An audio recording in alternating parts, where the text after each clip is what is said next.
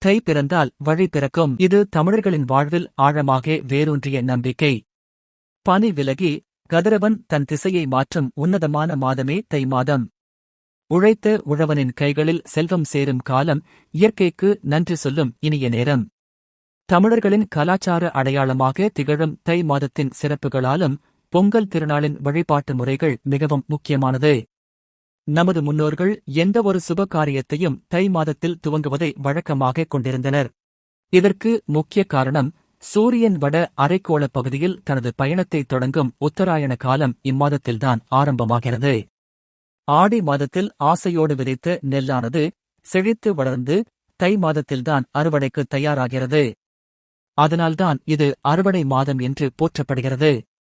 உழைப்பின் பயனை அறுவடை செய்யும் மக்கள் தங்களுக்கு வாழ்வாதாரம் அளித்த இயற்கைக்கு நன்றி சொல்ல விழாக்களாக கொண்டாடுகின்றனர். தை மாதம் என்றாலே நம் நினைவுக்கு வருவது பொங்கல் என்றாலும் இம்மாதம் ஆன்மீக ரீதியாகவும் மிக முக்கியமானது.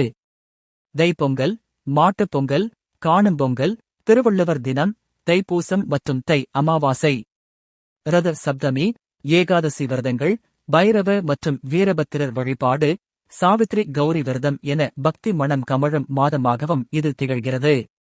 சூரியன் மகர ராசிக்குள் நுழைவதைக் குறிக்கும் மகர சங்கராந்தி அன்று சூரிய பொங்கல் கொண்டாடப்படுகிறது. அன்று அதிகாலையில் எழுந்து முற்றத்தில் கோலமிட்டு புதிய பானையில் புதிய நெல்லில் எடுத்த அரிசி, பால், வெல்லம் சேர்த்து பொங்கல் வைப்பார்கள். செங்கரும்பு, புதுமஞ்சள், பனங்கிழங்கு, காய்கறிகள் மற்றும் பழங்களை சூரிய பகவானுக்கு படையலிட்டு வழிபாடு நடத்துவர். கதிரவனின் ஒளியால் விளைந்த பொருட்களை மீண்டும் அவருக்கே படைப்பது என்பது ஒரு உன்னதமான நன்றியுணர்வு. மண்பானையில் பொங்கல் பொங்கி வரும்போது குடும்பத்தினர் அனைவரும் ஒன்று கூடி பொங்கலோ பொங்கல் என்று மகிழ்ச்சியுடன் முழக்கமிடுவர். பொங்கு என்றால் பெருகுதல் என்று பொருள்.